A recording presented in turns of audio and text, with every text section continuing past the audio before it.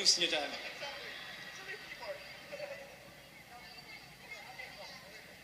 Yes, nandito kami. Hello, magandang gabi po sa inyong lahat. Yes, magandang gabi po. Ayan, magandang gabi po mga kapamilya. Nakakatuwa talaga, no, Sian, to see everyone here sa Araneta Coliseum.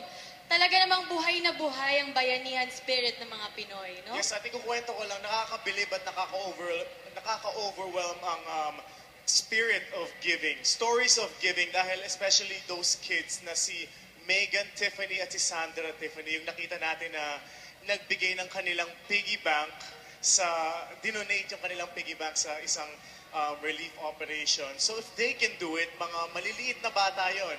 Maliliit na bata ang mga tumulong, and it shows na meron pang mga maliliit na bata all over the world na nagbibigay ng kanilang mga piggy banks.